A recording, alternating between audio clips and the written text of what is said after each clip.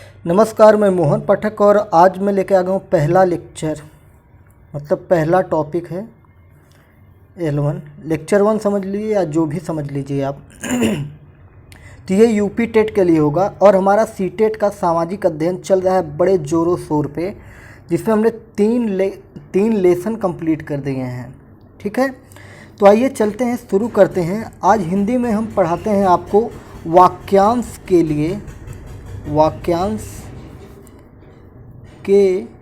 लिए एक शब्द। तो आइए शुरू करते हैं, देर ना करते हुए। चैनल को अगर आप नए हैं तो सब्सक्राइब कर लीजिए, वैसे हर कोई यहाँ पे नया होगा क्योंकि चैनल ही नया है।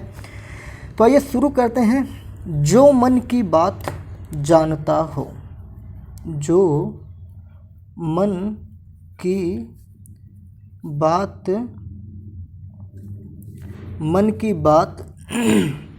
जानता हो, जो मन की बात जानता हो उसे क्या कहते हैं?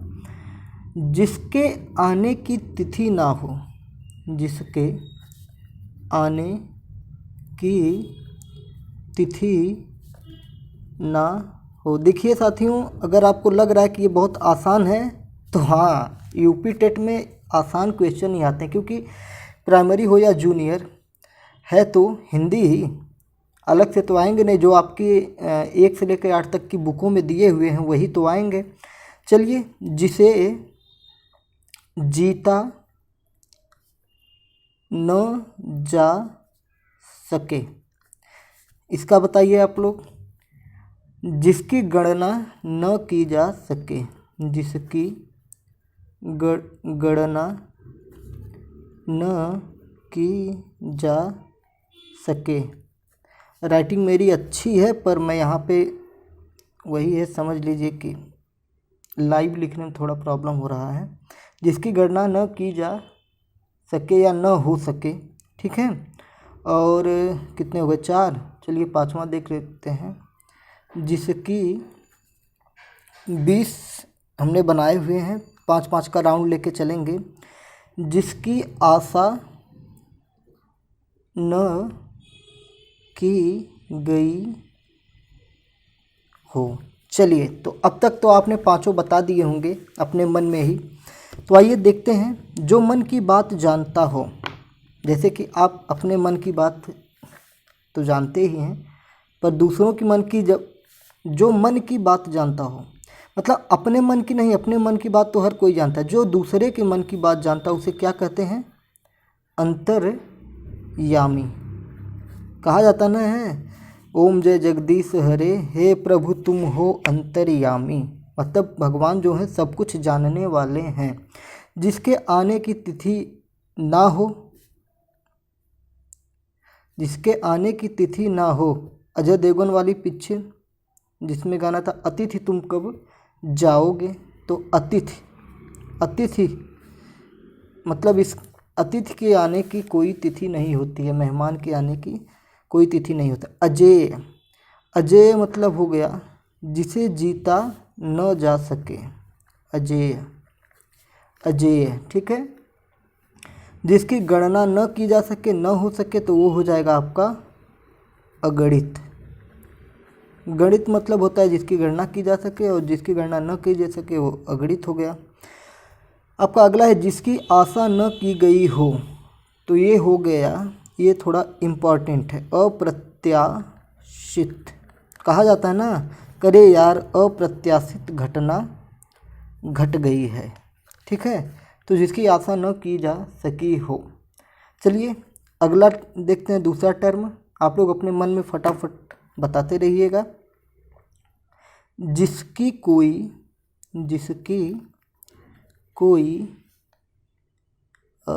उपमा, ठीक है, उपमा न हो। पहला है, आप अपना कमेंट बॉक्स में डाल सकते हैं। और जिसका उपचार न किया जा सके, जिसका उपचार न किया जा सके, जिसका उपचार न किया जा सके। जिसे भले बुरे का ज्ञान न हो। 3 हो गए। 9वां आप देखते हैं, जिसका जन्म नहीं होता। भाई ऐसा कौन है जिसका जन्म ही नहीं होता? बाप रे, तो ये तो जानना पड़ेगा। जिसका जन्म नहीं होता, ठीक है। 10वां देखते हैं, जो संविधान के प्रतिकूल हो। आशा करता हूँ कि आपने अब तक इनके उत्तर दे दिए होंगे। तो चलिए आइए मैं बताता हूँ। जिसकी कोई उपमा न हो, जिसकी कोई उपमा न हो, तो अनुपम। अक्सर ये लड़कियों का नाम होता है, लेकिन कुछ लोग लड़कों का भी नाम रख देते हैं अनुपम, ठीक है। अनुपम मतलब होता है जिसकी कोई उपमा न हो, ठीक है। जिसका उपचार न किया जा सके, तो ये हो गया असाध्य। जैसा कि कहा जाता है कि इनको असाध्य रोग हो गया है, ठीक है। जैसे पहले होता था डायरिया, और जैसे इस समय है कोरोना क्या है? एक असाध्य रोग है जिसका अभी दवा नहीं लिया जा सका है, जिसकी वैक्सीन अभी बनाई जा रही है, ठीक है।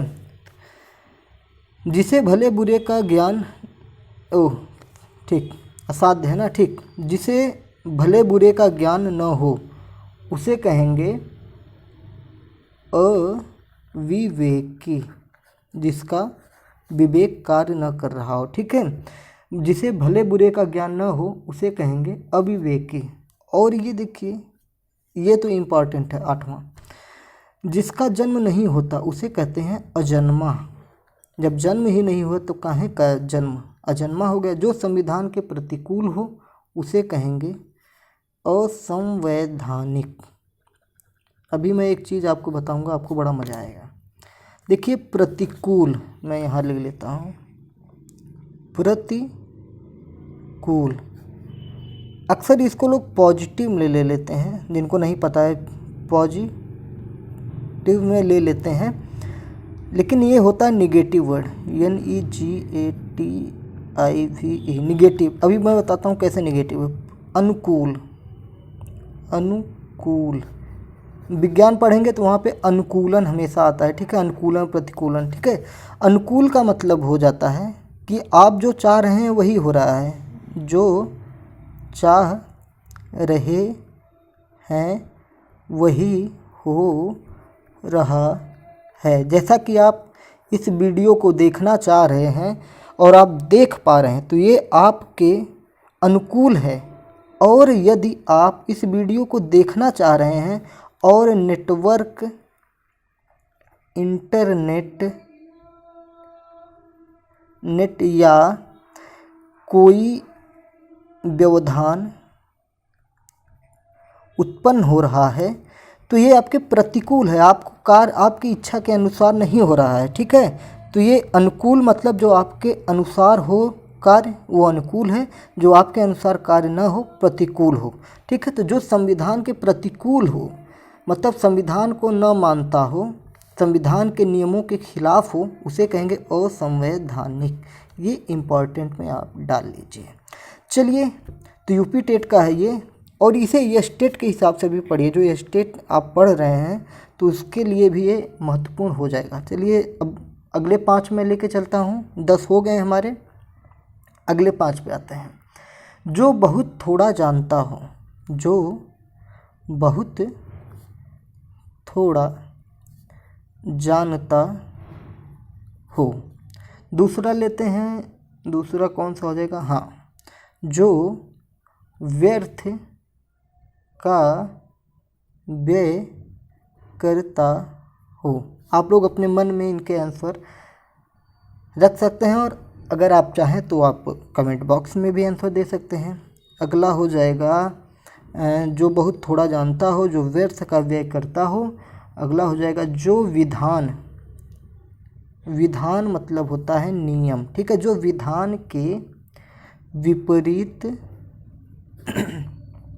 हो, जो विधान के विपरीत हो, जिसका निवारण न हो सके।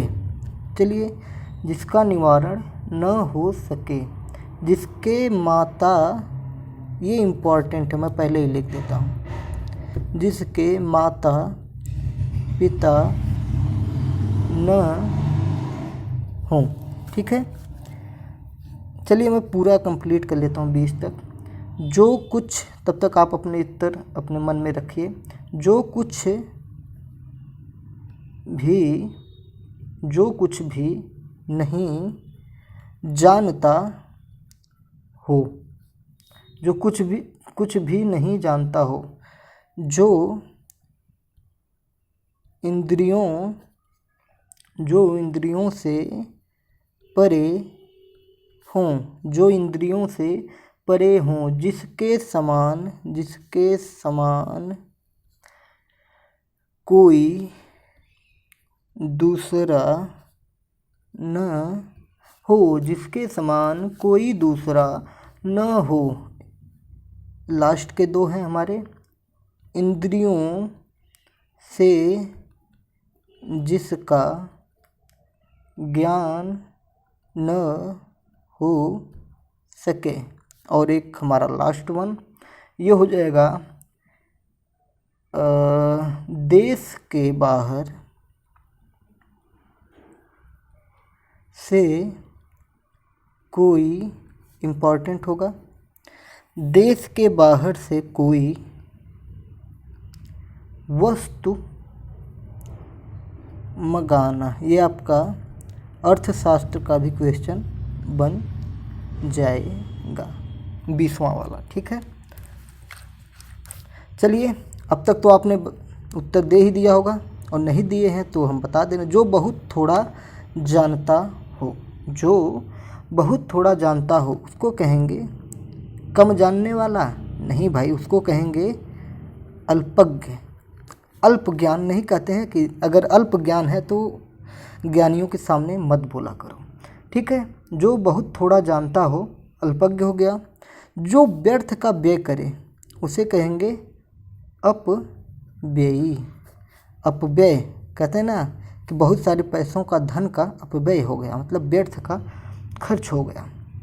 जो विधान के विपरीत हो, जो विधान के विपरीत हो, विधान मतलब नियम कानून के विपरीत हो, उसे कहेंगे अवैधानिक। ये भी आपका इम्पॉर्टेंट हो जाएगा।